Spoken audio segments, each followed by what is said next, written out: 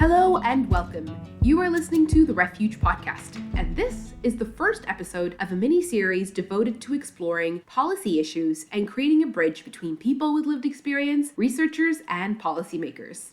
I'm your host, Wegdan Abdelmomen, and today our theme is collaboration. There is a quote that goes, "Collaboration allows us to know more than we are capable of knowing by ourselves." How can we bring together the expertise and experience of researchers, policymakers, and the community to create meaningful initiatives and projects? The focus of today's discussion is on refugee and immigrant youth initiatives, but essentially, we can apply these themes to any endeavor we undertake.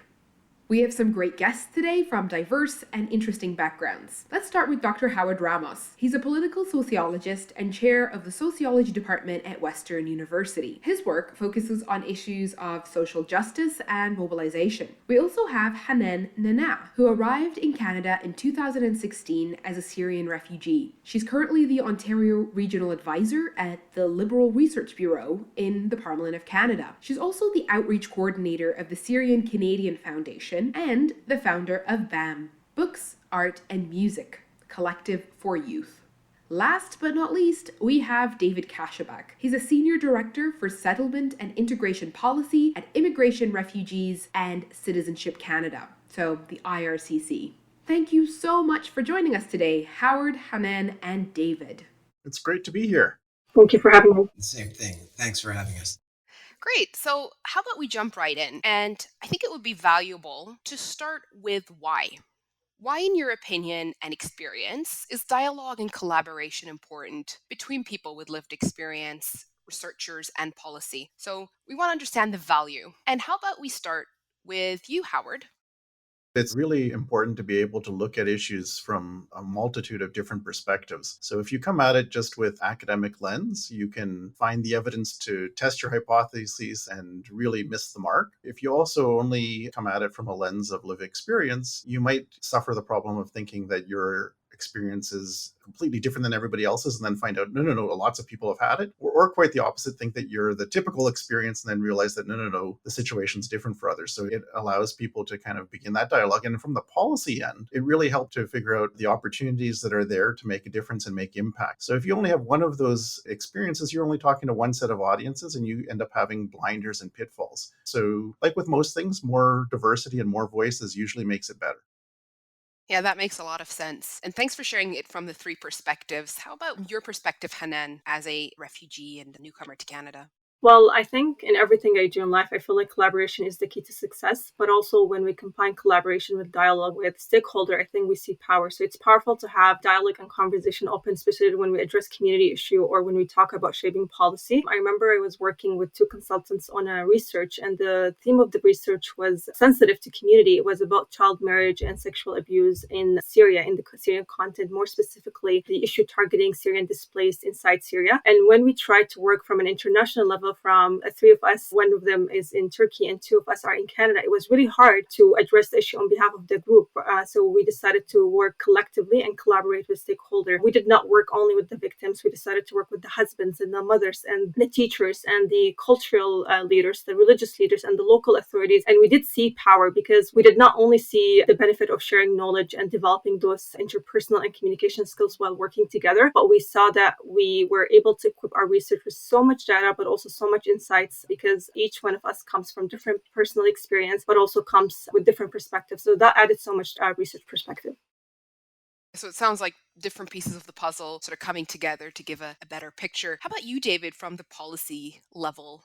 Howard mentioned it, Hanan sort of amplified it. Between policymakers, government, researchers, community partners, service delivery organizations, that's really the driving force between a lot of the success that we see and trying to make sure that we continue to strive for success in the space that we're in. You know, when we take a step back and we think of federally, so outside of Quebec administers its own settlement program, but federally we do fund over 500 organizations across the country to support the settlement integration of newcomers from coast to coast. And that's in addition to a network also of organizations and partners that provincial and territorial governments support and fund. So against that backdrop of many actors, I think the piece that Howard said right at the outset, it's that diversity of perspectives, but the diversity of tools that really starts to help us assess, are we hitting the right marks? What are we missing?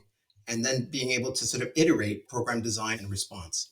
Yeah, so diversity of tools, diversity of perspectives, that really does bring it together. So now that we're all in agreement that it is a good idea to have us all collaborating together, I'm curious about your personal experiences or examples that you know about or read about in theory or in practice of actually successful collaborations and what made it successful in your opinion. I'll talk more about the practice because I like whatever I'm working on now, I operate it collectively with community partners. But I'll share a personal project that's dear to my heart. I've been working on that project since 2018. So when I funded BAM Collective, BAM stands for Books Are Music Collective, and the collective works on Ontario. We work on engaging equity seeking groups in policy and community work through community engagement and arts. But when I met Hani, who is also a Syrian refugee, arrived to Saskatchewan back in 2015, both of us agreed to similar gaps. We noticed that there are gaps for community organizers and more specifically equity seeking groups. So we decided to come together and bridge the issue. And we launched BAM Collective. And through BAM, we met so many amazing people. One of them was Jenna Robert, who is an Indigenous ambassador and helped us so much to improve our knowledge about Indigenous history. So when we sat together, we did notice the gap that newcomers to Canada have less access on Indigenous history. And Hani and I, from our own experiences, both refugees in Toronto, we did notice that we are equipped with the wrong education about Indigenous people. We were told that Indigenous people are addicted to alcohol and drugs and are not welcome toward new immigrants. So we decided to invest in ourselves and work collectively with community partners and through collaboration to see if this is true or not. So we applied for funding and we reached out to community partners. We invited newcomers youth, more specifically Syrians. We wanted to work with our community. We invited Indigenous youth, organizations that are serving Indigenous and newcomers. We invited policymakers and government, and we came together and we promoted the event as a conversation. Like, come sit with us and let's talk about this gap. We hosted our conversation last year in 2021 on July 1st, and we talked about the residential schools. At that time, it was a horrible discovery across Canada, so we wanted to address that one. And as a refugee, I did not feel at one point I will be able to connect with Indigenous community and feel that we have similar stories, for example, being forced out of the land or going through trauma or violence. So I was able to connect. And when we reflected on the conversation, we did notice that collaboration was the key for us, because without the collaboration, we would not be able to sit together. We would not be able to share the same vision. We would not be able to bring these youth together to discuss their trauma, which is a hard thing to talk about. So we made change possible. And since that day until today, we've been collaborating with several community organizations and individuals to open more conversations on this important issue so all of us can ensure past injustices are not repeated and newcomers and refugees are well equipped with the resources, but also together we're working toward truth and reconciliation. So collaboration is important in everything we're doing. That's a great example, Hanan. And as an immigrant myself, I think it's so valuable to have these kind of discussions about the history and the Indigenous people and various other groups that are part of the community and finding common ground, because we do have a lot of overlap and a lot of common ground that can help us weave together. So I think that's a great initiative and a very good example. I wonder if you have another example for us, Howard, from your experience. Well, I can think of many examples, and one of the things that's very common across them is very much as Hanan was just saying, is that it's the collaboration and the people. Jerry Mills, who used to be the director of the Immigrant Settlement Association of Nova Scotia, used to always say that people bring people, people keep people. And I always kind of facetiously add, and people get things done. So this is always kind of core to every good collaboration that I've been a part of. But I can think of some great examples of, for instance, with the Syrian cohort, when newcomers first started arriving to Halifax, where I was living at the time, people were beginning to scramble, and there was a lot of lost memory from the last major waves of refugees that came to Canada during the 1990s with the former Yugoslavia or the first war in the Middle East, or, the Indochine cohort that was very sizable in the 1970s. So academics could play a role at kind of saying, hang on a second, we remember some of the research that was done, here were some of the things. But of course, Syrians are very different than Indochine migrants and very different than people fleeing from the former Yugoslavia. At the same time, policymakers had to deliver service and make sure that people were able to settle. And very quickly, it became important to talk to people who had settled previously, who were newcomers and who were refugees, to be able to do on-the-spot translation. A lot of the assumptions around language were wrong. A lot of the assumptions on even family size were wrong. We often, as Canadian policymakers, not just in Nova Scotia, but across the country, went into thinking, okay, we need to have apartments or houses for families of 4 people, and found families of 7 or 8 or more. And so it's a bit of a rambling way of giving an example of having the academics who could kind of talk about the past case and then also document, but being able to have that connection through the service provider organization to other newcomers who could help fill in the gaps from what had been done with other cohorts, to also working as a mediator with the policymakers who had to deliver services where they had projects, really ended up meaning that in that community there was a really good level of integration and a very nimble adaptation. And so to me, that's really key, is just making sure that everybody feels that they have a voice and everybody's talking to one another. That does bring in a lot of useful points to think about regarding the importance of collaboration. David, I wonder if you have also perspectives to share with us. Thanks. I really like how Howard's sort of nimble adaptation, and I think, sort of consider the huge effort societal, right? And I think that's the big thing. When we think of, it's always a bit of whole society effort. We think of Operation Syrian Refugee in 2015-16 really as the first of what has become, I think, waves of the same. We're facing a bit of the same right now with resettlement out of Afghanistan. And it's that, as you say, nimble adaptation. What lessons that we learned can we transpose? What's new? How are we making sure we've got our ear to the ground in terms of what some of the specificities are? One example, Vegdan, of the importance of partnership, I sort of go right back to the pandemic. From March, whatever the date was, March 13th was the date that sticks in my mind. But from one day to the other, I think a complete and total pivot from a model of service delivery, and this is those 500 organizations plus that out in the field, having to usually see in person, much, used to sort of delivering like that. From one day to the next, a pivot to what was going to need to be remote or online or via telephone or text message. There was no playbook, none of us. Government, without sounding like I'm simplifying, but I think that it's in that partnership and those relationships that have allowed, okay, what are the flexibilities? How do we adapt the program delivery, the rules, and the eligibility to sort of get people the tools, the equipment, the way to make sure that at the end of the day, despite all of that disruption, that clients and the folks that needed those services the most continued to receive them. And what we saw year on year, where agencies may not have necessarily served remotely, 97% of all of our service providers in that first year started to deliver something that they hadn't remotely or online. So where does that bring us after? We'll see. But I think it's a testament to the fact it wasn't just hunkered down. It was actually saying, all right, how do we move this forward? What do we do?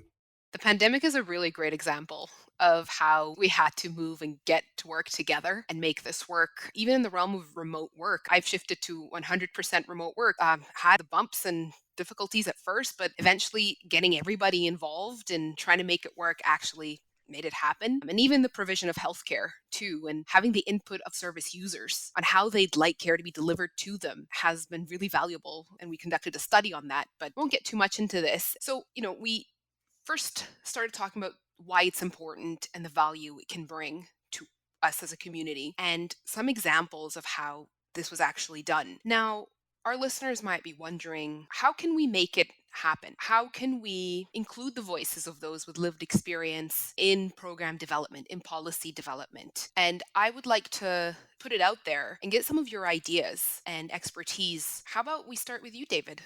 For 2 years, we've run the second cohort, brings together just under, I think, 20 youth from diverse perspectives in Canada, between 16 and I think 24 years old, with often lived experience, either as a refugee or as an international student or as a migrant worker. And what we've done with this group is actually use it as a bit of a sounding board, but also an advisory function to give the department a bit of that sounding board and a bit of that, as you say, lived experience. And we've used them to sort of get a sense of the perspectives of, say, international students and what has that meant in terms of their experiences in Canada. Looking at last year, what we did do is kind of engage the youth advisory group and brought the minister into the conversation as well on the experience with anti-racism. And it continues to be a huge challenge. But this is a place where this group of youth, and it was awe-inspiring, I'll say, because it really took it to heart, produced 13, 15 recommendations from their experience and sort of reflected it back to the department. And we were able to then give them a bit of a microphone, or megaphone, I should say, and be able to bring them into a conversation with not just one, but two federal ministers, the entirety of the settlement sector, and then internally with our senior management cadre, and be able to share those recommendations and what it meant to them with a much broader audience. I think that was a good example of something that really builds from lived experience. And then how do we start to say, all right, what's important? Like, how do we use this then to inform delivery, policy, thinking? And I think that was a great, for me anyways, a really good example of something that I think had impact. I like that example, David. So basically having a youth advisory, or basically an advisory committee as part of the working group or the decision-making group. And I do believe that, Hanen, you're an Ontario Regional Advisor at Parliament. Yes, correct. So tell us more about that. I work as a regional advisor at the House of Commons, and more specifically the Liberal Research Bureau. And my job is a little bit different, but I advise caucus members. So I work with caucus members and I work with their staff and advise them to complete their parliamentary tasks, more specifically in Ontario. So I attend sub-regional and issues meetings. I have resources, so I share it with them, which I find really helpful, not just support the caucus and their stuff, but it's a learning experience for me, and I get to interact and add my perspective and my advices to them. But I wanted to reflect on what David said. So David, I wanted to say thank you for including youth. We don't see too often people engaging with youth when it comes to programming and when it comes to decision making. So this is a great step. I work in a youth-led collective as well, BAM, and we advocate to engage youth. So this is an important step for us to use the energy of the youth and listen to them. And maybe, Dan, I can tell you a little bit about refugees and what I'm noticing as a gap in the system. For refugees, I think we're still not there yet at engaging them in decision making and in policy and program development. I think there is a lot to do. And when I try to see the reasons of why we're not engaging refugees, I always look back at my experience, because I, at one point, was a refugee and I used to live in Turkey, for example. I did not have a PR status, and I was always seen as a refugee. And when I arrived to Canada back 2016, it was a privilege to me to come to Toronto. But of course, as a newcomer, I had to experience some challenges. And I remember the looks of people, because people look at refugees and newcomers as vulnerables, but they don't recognize that vulnerability is a strength. This is from my personal experience. Vulnerability is a strength, and we have to acknowledge that. We have to acknowledge that also refugees come from different backgrounds and experiences. They have talents and skills, and we need to work with them to implement those skills and talents. But unfortunately, mostly we see people discriminating against them because of their status or because of their cultural differences or because of their language barrier. So there is a lot to do, and how we can do that, it might seem simple for people, but it's not, because I see people having challenge to do so. Implementing resources to engage with refugees and give them a seat at the table. Similar to what David did with the Youth Council Advisory Committee, it's so important to give them a seat at the table, whether you are shaping a policy or implementing a program. Just a quick example, at the Syrian Canadian Foundation, I worked with them in the past 2 years on a program to address racism, bullying, and discrimination that refugees face. I remember when I talked to the executive director, they refused to develop a program without engaging with refugees, which was so important. We hosted focus group with them. We hired refugees ambassadors. We listened to them and we asked them, how do you want the program to be? What do you want the elements to be? They gave us their answers, and then we worked on shaping the program. And then we came back recently and we asked them, how does it sound for you? So it's so important to always consult with the refugees and have them part of your program before launching anything or working on a policy. Thank you very much for that, Tana. And I think one of the suggestions you have is to actually give them a seat at the table. Coming from a developing country myself, coming to Canada, I had no idea that we could be part of the decision making, or there is actually a seat for us. And perhaps if I can add a thought, is that awareness among refugees and immigrants that there are opportunities for you to have your voice heard and to share your perspective and actually contribute to the well-being of yourself and, of course, other people in the group. So I think that's one thing. And then you also mentioned addressing the sort of stigma around newcomers and refugees as well. These are all really valuable points. I wonder, Howard, if you also have thoughts and suggestions about how to better engage people. Well, I think that a lot of what Hanen and David have shared kind of make me think of one of the key ingredients for all stakeholders or all people who want to engage others is an ethos of humility from all people involved in a research partnership or a collaboration. So from the policymakers, it's humility to recognize that don't just talk to the usual suspects, try to reach out, try to pay attention to where there are absences in voices, and recognize very much, as Hanen was saying, is that everybody has a contribution and everybody has resilience, and don't make assumptions. On the research end, the same thing with respect to the relationship with community members or people with lived experience, but the same with policymakers. And I would say that for the academics, in some sense, when people from community are participating as well, having some humility for the process and recognizing policy has a different kind of timeline. I always joke around with students that policy often operates on a scale where the first year it can't be done. Then the second year, somebody says, well, show me some evidence. That's when the academics can offer some potentially good stuff. And then the third year, if something really is happening, the person who you talk to in the first year says, hey, I think you should do whatever you said in the first year, but they completely forgot that you said it. And to me, this is where humility really steps in. And academics are terrible at this. Academics always say, hey, hang on a second. I told you in year one that blah, blah, blah, blah, blah. At that moment, it's having the humility to say, hey, I'm here to help you. I think that's a great idea. And then it moves on. And the pessimistic in me sometimes says, and in year 4, you get some version that's not quite what year 1 was. And 4 years have passed, and now you have new ideas and new young people asking for changes. But to me, that's not a terrible thing either. It's important to have some flow. It's important to have new voices. It's important to reach out, think about those absences. It's also important to have some stability to make sure that things are sustainable for the long run. And so as David and then were speaking, I just kept thinking about this moment of humility that is so essential to really developing a good relationship with people. I see you nodding enthusiastically, David, especially as Howard was explaining sort of the timeline and policy making. I wonder if you have any reflections on that. I think the value of humility, right? I think sometimes the idea whose time hasn't come or just show me some data. And I think sometimes it's how something builds and then acquires a bit of a momentum. So sometimes I think from a policymaker's perspective as well, I think there's a lot of the same. Where's the inspiration coming from? What's the need? And I think that's to both you and Hanen's perspectives. And what you've said is we need to be making sure that sort of, Hanen used the word vulnerability, but I think it's making sure though that as we're looking at the outcomes or at the landscape, that things that we're not dropping off the needs of a specific cohort, individual, group, whatever. And I think that's where humility, to Howard's language, really in our outlook. Because otherwise, it's, again, the fallacy of, you know what your process is and you know what you look at, but you sort of drop off and you're at the risk of overlooking or forgetting. Thank you, David. You mentioned data and you mentioned collecting information in order to help us make decisions, especially in research and policy. I'm going to go a little meta with this question. I do want to get your thoughts and reflections on it. I've noticed that a lot of programs and initiatives that do support refugees and immigrants focus on providing valuable information and support to help people get their first job, find suitable accommodation, or get into school. And often these are very helpful to get youths and families started living in Canada. However, what can often be overlooked is that job that we're supporting them to find. How meaningful is that job? Or how do we measure how much youth are thriving in school? Or how do we quantify or try to capture how a family is feeling a sense of belonging in their community? So basically, my question is, how do we include such intangible information to help us inform decision making for immigrants and refugees?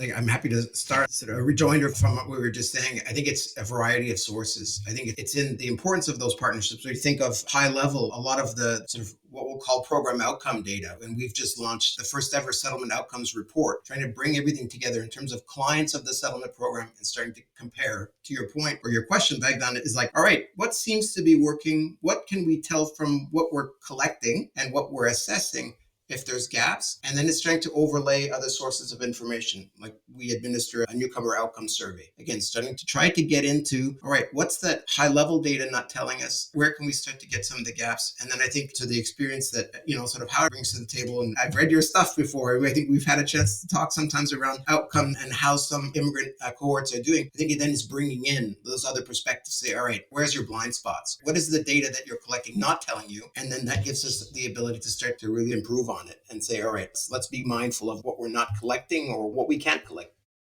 And I mean, I would expand on just say that it's really important to triangulate. And so to me, I don't separate information from data. So you can have interviews with families, and that's data. You can have narratives, that's data. Photo voice, that's data. A survey, that's data. And what's really important is to triangulate across them, because each of those will have a different audience and will have different impact. So somebody's story will be very meaningful at putting something into light where people can begin to understand why it's important. But then they might say, well, okay, great, but how many people have that story? And that's when the survey becomes important. Or for some folks, if there's literacy issues or it's about showing cultural impact, well, then sometimes photo voice or drawing or art's a better way of, giving a means of access, especially for younger people, if for kids or youth, teens. So to me, it's a matter of always making sure that we understand and appreciate information and realize that it's not one piece of information over the other, but rather saying, are we seeing similar things across pieces of information? And having the audacity to say, okay, the qualitative data or the lived experience stories or the photo voice is telling me this. Let's see if I can try and see if it's broader. And so that's where the partnerships and collaborations come in again, rather than kind of talking in silos. I'll just add one quick thought, but I feel like my fellow speakers addressed everything. And I think when we talk about surveys, of course, they're important. And when we talk about consulting with the group is important as well. But I'll talk about the gaps that I see as a refugee, that my parents, when they came, I was the only kid who spoke English. So everything was sent to me, whether it's emails or surveys or papers to fill out. So I think we will need to also see the gaps. So for example, if we are targeting parents, I think if there is a language barrier, it's so important to consult, like hosting a focus group, whether now people are comfortable virtually or in person, and having someone who speaks the same language as them so they can openly speak about their concerns or share their opinions and feedback. So I think it's important because most often parents send those surveys or forward the email to their kids, and the kids are filling out the survey on their behalf. I think it's important to offer opportunities for parents, but also for the youth. When it comes to surveys versus focus group, I would always go to focus group just from my experience working with newcomers and refugees. I feel they're more open to speak when they have someone talking to them and addressing the question, because there are gaps. One is the language barrier, and two, it could be technological barrier. Like not everyone feels confident to fill surveys or know how to fill surveys. And also something I noticed, not all newcomers and refugees have even email addresses. So it's important to also see that as well. And I think we also spoke not just about collaboration, we spoke about stories and how we are actually seeing collaboration as a success. And we mentioned the Syrian content. So when I see now the Syrian program that was operated back in 2015, I think Canada championed in that program, and we should take it as an example for future programs to work with other refugees group. And now, as someone who is fully integrated, and when I remember in my first 2 years, I did not understand what is politics or voting in like school and apply for a job. And now I write blogs and content for Canadians to know how to vote. I feel like I was given resources and I was given opportunities as a recent newcomer, and I took those opportunities. So it's important for newcomers to take those opportunities, even if you find the opportunity a little bit challenging or overwhelming. It's okay, because this will be a learning experience or a win for you. And when I compare the Syrian program to the Afghan program, I see differences. I feel like the excitement from Canadians was more seen back in the days. So I think we will need to work more on the excitement part, and we need to encourage Canadians across Canada to collaborate, because the Syrian program was success because of collaboration. We saw mosques and church and the schools and teachers and people from the community coming together to bring refugees and support them. So we need to see that as well to be able to run our program successfully.